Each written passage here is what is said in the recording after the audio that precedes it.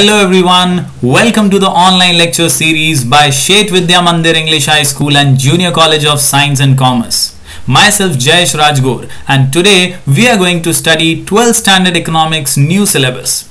My dear students, today we are going to start with Introduction to Microeconomics and Macroeconomics. As you all know, my dear students, in the previous year we had studied what exactly economics and various terms of economics means. In this year's syllabus, we have microeconomics as well as macroeconomics. These two are the two important branches, or we can say two important dimensions to study economy. And thus, we are starting with the first chapter, Introduction to Microeconomics and Macroeconomics.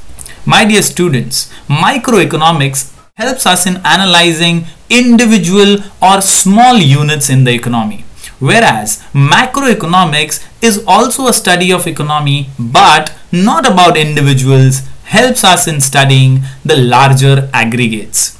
Thus, micro was derived from the Greek word mikros, whereas macro was derived from the Greek word makros, meaning small and large respectively. So my dear students, micro means small and macro means large. And thus we come to a conclusion that microeconomics is about small individual units, whereas macroeconomic study is about the large aggregates. For instances, if there is a forest and we have to analyze a particular tree, we go with microeconomic study. Whereas if we want to analyze the whole forest and we want to analyze all the resources attached to it, we go with the macroeconomic study. Thus, microeconomics is about small individual units and macroeconomics is about the large aggregate variables in the economy. In some or the other way, microeconomics as well as macroeconomics are both essential for analyzing the economy. One as a small individual part and the other with analyzing large aggregate variables. Moving further, let us now understand the exact meanings of these two terms.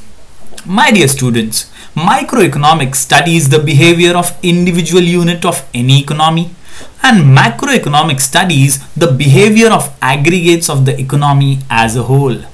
For examples, individual income, individual output, etc. are all part of microeconomic study, whereas national income, national output, etc. are part of macroeconomics study. My dear students, there are many people in the country. If we are analyzing only an individual, a single person, it means we are analyzing through microeconomic study. And if we are studying a total of all incomes of all the individuals' income, we are analyzing with the macroeconomic study method. Moving further, there is a lot of importance in both these theories, and thus here is a point which will explain us why exactly these two theories are important. Microeconomics theory helps us in price determination, in model building, in business decisions, etc. Whereas macroeconomics theory helps us in understanding the economic fluctuation, study of national income, economic development, etc. My dear students, what exactly these terms means? Price determination is one of the most important aspects. Understanding how prices of commodities are determined, the things which we buy or sell in the market, how exactly prices of those commodities are constituted. To understand this concept, we need to study through microeconomic study. Whereas to analyze the fluctuations going on in the market, like depression, like inflation or deflation, we need to analyze it through the macroeconomic study. The larger problems of the nation, or we can say nationwide problems like unemployment, poverty, all can be analyzed with the help of macroeconomics study. Moving further, my dear students, these two theories are very important to understand. Microeconomics uses the price theory of analyzing, whereas macroeconomics uses income and employment theory. As I just said, price determination is important, and thus microeconomic study helps us in understanding individual prices, individual commodities, individuals. Whereas macro helps us in addressing the nationwide problems such as income and employment theory. Further, there are some tools which are used to analyze. Microeconomics uses individual demand and individual supply as tools, whereas macroeconomics uses aggregate demand and aggregate supply. You might wonder what exactly individual demand means. My dear students, an individual's demand by a particular person, whereas market demand, that is the addition of all individuals, is called as aggregate demand. In the same way, when one individual supplier is supplying goods in the market, it is individual supply, whereas the total of all suppliers' supply to the market is called as aggregate supply.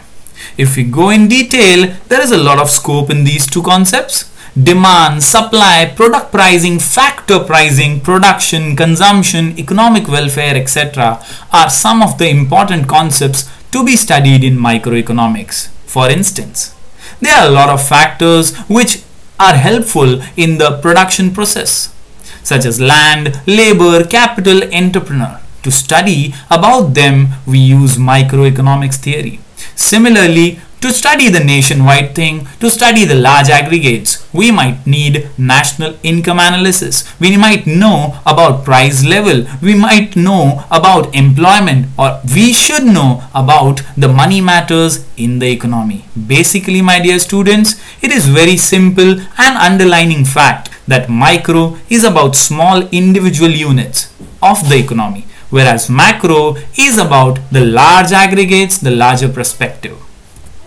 Thank you very much. Stay connected, stay safe, stay home. Keep learning, keep growing.